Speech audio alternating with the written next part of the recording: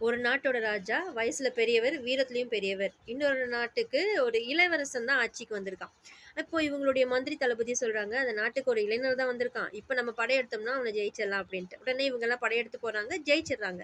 அந்த இளைஞர் ரொம்ப வேகமாவும், ரொம்ப ஆக்ரோஷமாவும் இருந்ததுனால கவனம் இல்லாம தோத்துடுறான். ஜெயிச்ச நாட்டு அரசன் சொல்றான், "நீ இளைஞரா இருக்க, அதனால உன் உயிருக்கு ஒரு வாய்ப்பு தரேன். கிண்ணம் முழுக்க எண்ணெய தரேன். அந்த எண்ணெய எடுத்துட்டு ஒரு குறிப்பிட்ட தூரத்துக்கு, குறிப்பிட்ட நேரத்துக்குள்ள நீ அங்க ரீச் ஆகணும். ஒரு சொட்டு எண்ணெய் கூட கீழ கொட்டாம நீ கடந்து போயிட்டன்னா, உனக்கு உன் உயிரையும் தரேன், உன் நாட்டையும் திருப்பி தந்துடுறேன்" அப்படின்னு சொல்றாங்க. சரின்னு அந்த பையன் அக்செப்ட் பண்ணிட்டு, அந்த பையனோட கையில அந்த எண்ணெய் கிண்ணத்த குடுத்து 2 கையிலயும் குடுத்துட்டாங்களாம்.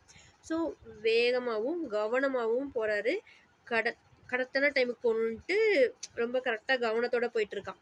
இப்போ ஏன்னா ஒரு சொட்டு எண்ணெய் தவறிருச்சு, கீழ விழுந்துருச்சுனாலும், அவனோட தலைய வெட்டிருவாங்க அப்படிங்கிறதுனால, பின்னாடியே அந்த ராஜாவோட சிப்பாய்கள் எல்லாம் கூட தலைய வெட்டுறக்காகவே பின்னாடியே போயிட்டுருக்காங்க. ஸோ, அந்த அளவுக்கு ரொம்ப கான்சன்ட்ரேஷன் பண்ணி ஏன்னா அவன் ரீச் பண்ணணும். கரெக்ட்டான டைம்ல ரீச் பண்ணணும். கீழ இருந்து ஒரு சொட்டு எண்ணெய் கூட அந்த கிண்ணத்துலருந்து கீழ விழக்கூடாது.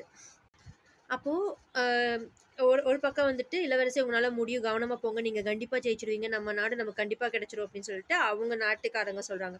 இந்த பக்கம் எதிர் நாட்டு மக்கள், "உன்னாலலாம் கொண்டு போக முடியாது. நீ ஒரு அவசரக்காரன். கண்டிப்பா நீ கொட்டிருவ. நீ இன்னைக்கு செத்து போயிருவ. இந்த நாடு எங்களுக்கு தான் சொந்தம்ன்னு" இந்த சைடுல இருக்கிறவங்க சொல்றாங்க. ஆனா இவன் பாட்டுக்கு போறான். ரொம்ப சரியான நேரத்துல அந்த தூரத்த கடந்து ஒரு சொட்டு எண்ணெய் கூட இல்ல கீழ கொட்டாம நின்னுட்டான்.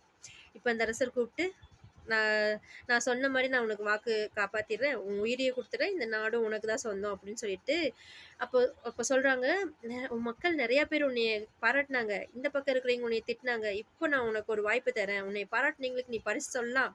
பரிசு தரலாம். திட்டுனவைங்களுக்கெல்லாம் நீ தண்டனை குடுக்கலாம். வா வந்து நீ இந்த மேடையில நின்னு பரிசும் தண்டனையும் குடு" அப்படின்ட்டு. அப்ப அவன் சொன்னானா, "என்னைய பாராட்டுனாங்களா?" அப்படின்னு. அப்ப ராஜா சொன்னார், "ஆமா. உன்னைய பாராட்டுனாங்க" அப்படின்ட்டு.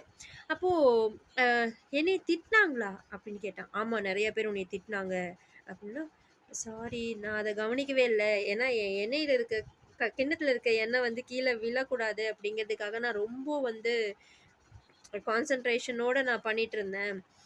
ஏன்னா கீழ கொட்டக்கூடாது. கீழ கொட்டுச்சுன்னா என் உயிரும் போயிரும். நாடும் வந்து எனக்கு போயிரும் அப்படிங்கிறனால, நான் அதுல கான்சன்ட்ரேட் பண்ணனால யார் என்ன சொன்னாங்க அப்படிங்கிறத நான் கவனிக்கல" அப்படின்னு சொன்னானாம்.